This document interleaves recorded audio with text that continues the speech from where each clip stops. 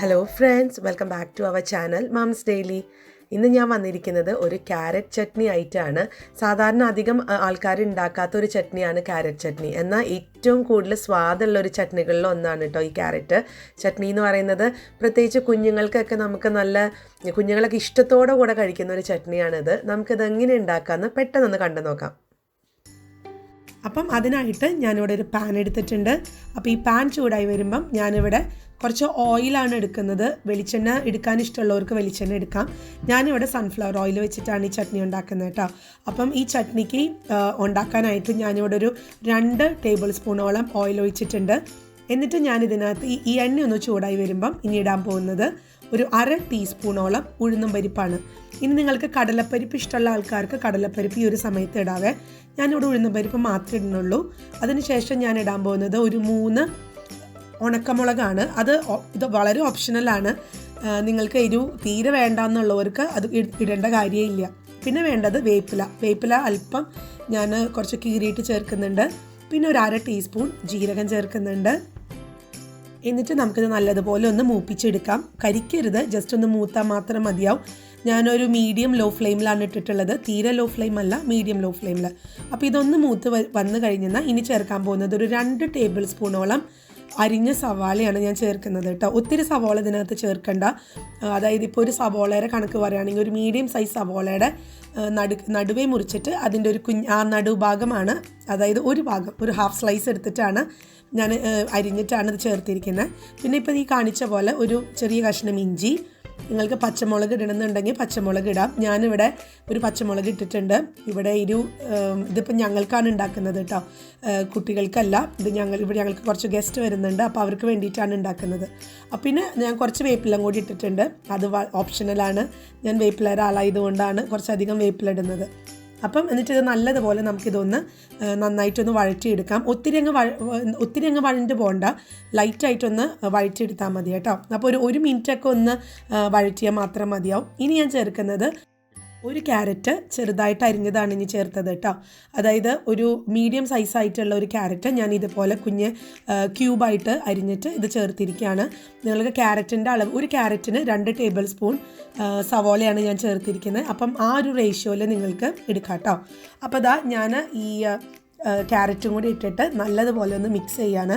നമുക്ക് അറിയാം പതുക്കെ ഈ ക്യാരറ്റിൻ്റെ കളറൊന്ന് മാറാൻ തുടങ്ങും. അപ്പോൾ നിങ്ങൾക്ക് ഇതിനകത്ത് കാണാൻ പറ്റും, ചെറുതായിട്ടൊക്കെ ഒന്ന് വാടി തുടങ്ങും, ചെറുതായിട്ട് കളറ് മാറാൻ തുടങ്ങും. ആ ഒരു സ്റ്റേജിൽ നമുക്ക് ഇതൊന്ന് ഓഫ് ചെയ്യാം, ഫ്ലെയിം ഓഫ് ചെയ്യേണ്ടി വരും. അപ്പം നമുക്കിതൊന്ന് വഴറ്റി കൊടുക്കാം.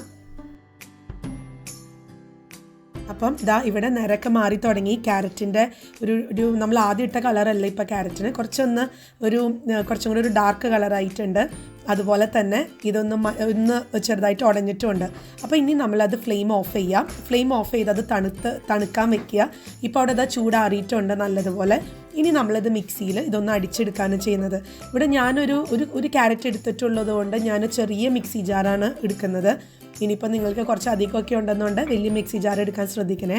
അപ്പോൾ ഞാൻ ചെറിയ മിക്സി ജാറിനകത്ത് നമ്മുടെ ചൂടാറിയിട്ടുള്ള നമ്മുടെ ക്യാരറ്റ് എല്ലാം ഞാൻ ഇട്ടിട്ടുണ്ട്, ആ ഒരു കൂട്ട്.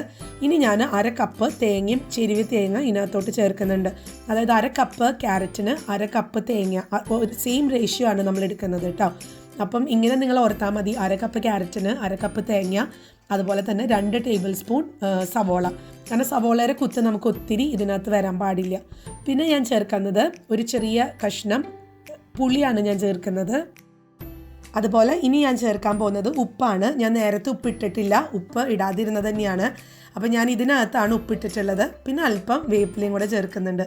അപ്പം വേപ്പില ഓപ്ഷണലാണ്, ഞാൻ കുറച്ചധികം ചേർക്കുന്നുണ്ടെന്ന് മാത്രം. അന്നേരം ഒരു പ്രത്യേക സ്വാദാണ് ഇതിന് കേട്ടോ.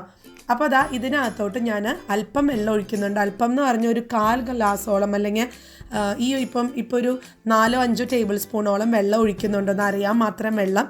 എന്നിട്ട് നമുക്ക് നോക്കിയിട്ട് നമുക്ക് വേണമെന്നുണ്ടെങ്കിൽ ചേർക്കാം. അപ്പം ഞാനിതൊന്ന് അരച്ചെടുക്കത്ത് വരികയാണ്. അപ്പോൾ ഞാനിവിടെ അരച്ചെടുത്ത് വന്നിട്ടുണ്ട്. ഇപ്പം ഞാനിത് ഒട്ടും ഇതിനകത്ത് വെള്ളം പിന്നെ ചേർത്തിട്ടില്ല. നിങ്ങൾക്കിനി അങ്ങനെ ചേർക്കണമെന്നുണ്ട് നിങ്ങൾക്ക് ചേർത്ത് എടുക്കാം കേട്ടോ. ഞാനിവിടെ ഒരു സെമി ഗ്രേവി എന്നൊക്കെ പറയത്തില്ല, ആ ഒരു കൺസിസ്റ്റൻസിയിലാണ് എടുക്കുന്നത്. അപ്പോൾ അതാ ഞാൻ കാണിച്ചു തരാം. നല്ല പെർഫെക്റ്റ് ആയിട്ട് തന്നെയാണ് വന്നിരിക്കുന്നത്. ഇതിങ്ങനെ നമ്മൾ ഈ ഒരു ഷോപ്പിലൊക്കെ പോകുമ്പോൾ, പ്രത്യേകിച്ച് ശരവണ ഭവൻ അങ്ങനെയൊക്കെ പോകുമ്പോഴത്തേക്കും നമുക്ക് ഇങ്ങനത്തെ ചട്നി കിട്ടും. അതേ സ്വാദം തന്നെയാണ് ഇത് കഴിക്കുമ്പം. ഇത് പ്രത്യേകിച്ച് കുട്ടികൾക്കൊക്കെ ഒത്തിരി ഇഷ്ടപ്പെടുന്ന ഒന്നാണ് കേട്ടോ. കാരണം ഇതിനകത്ത് ക്യാരറ്റിൻ്റെ മധുരം ഉള്ളതുകൊണ്ട് പിള്ളേർക്ക് ഒത്തിരി ഇഷ്ടപ്പെടും. അപ്പം അവർക്ക് ഉണ്ടാക്കി കൊടുക്കുക. നിങ്ങൾ എപ്പോഴും ഈ തേങ്ങാ ചട്നി അല്ല തക്കാളി ചട്നി അതിൽ നിന്നൊക്കെ മാറി ഈ ഒരു ക്യാരറ്റ് ചട്നി കുട്ടികൾക്ക് തീർച്ചയായിട്ടും ഇഷ്ടപ്പെടും. അപ്പം ഇനി നമുക്കിതൊന്ന് താളിച്ചെടുക്കണം. അപ്പം അതിനായിട്ട് ഞാൻ അതേ പാത്രത്തിൽ തന്നെയാണ് താളിച്ചെടുക്കാൻ പോകുന്നത്. നമ്മൾ നേരത്തെ തന്നെ ക്യാരറ്റൊക്കെ വഴറ്റിയ ആ പാത്രത്തിനകത്തോട്ട്. അപ്പം ഇതിനകത്തോട്ട് ഞാൻ അല്പം ഓയിൽ ഞാൻ ചേർക്കുന്നുണ്ട്. ഞാൻ പറഞ്ഞ പോലെ സൺഫ്ലവർ ഓയിലാണ് ചേർക്കുന്നത്. ഞാനിവിടെ 1 ടേബിൾ സ്പൂണോളം ഓയിൽ മാത്രമേ ചേർക്കുന്നുള്ളൂ. എന്നിട്ട് ഞാൻ ഇതിനകത്തോട്ടൊന്ന് കടുകും കുറച്ച് കാര്യങ്ങളൊക്കെ ഒന്ന് താളിച്ചെടുക്കാൻ പോവാണ്. അപ്പം ഇത് എണ്ണ ചൂടായി തുടങ്ങിയിട്ടുണ്ട്. അപ്പോൾ ആദ്യം തന്നെ ചേർക്കുന്നത് 1/2 ടീസ്പൂണോളം കടുകാണ്. അപ്പോൾ കടുക് ചേർക്കുന്നുണ്ട്.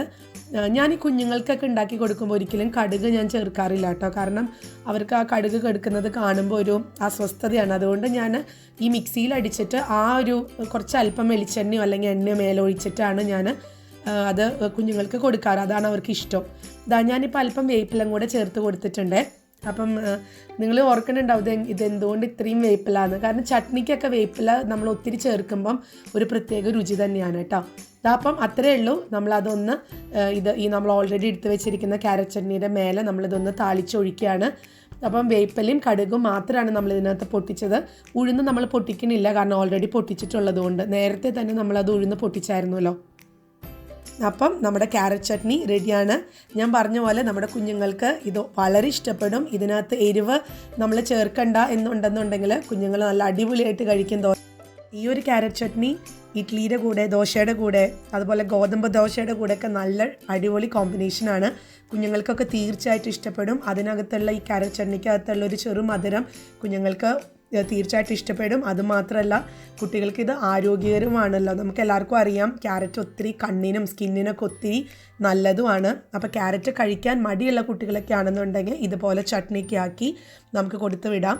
സ്കൂളിലേക്കാണെങ്കിലും രാവിലെ ബ്രേക്ക്ഫാസ്റ്റിനാണെങ്കിലും നമുക്ക് കുഞ്ഞുങ്ങൾക്ക് കൊടുത്തു വിടാം. അപ്പം ഈ ഒരു റെസിപ്പി നിങ്ങളെല്ലാവരും ട്രൈ ചെയ്ത് നോക്കണം. എന്നിട്ട് ഇഷ്ടപ്പെടുവാണെന്നുണ്ടെങ്കിൽ എൻ്റെ ഈ ചാനൽ സബ്സ്ക്രൈബ് ചെയ്യാൻ മറക്കരുത്. ഒപ്പം ലൈക്ക് ചെയ്യാനും ഷെയർ ചെയ്യാനും മറക്കരുത്. അപ്പോൾ വേറൊരു വീഡിയോ ആയിട്ട് നമുക്ക് ഉടനെ കാണാം. അൻറ്റിൽ ദെൻ ബൈ.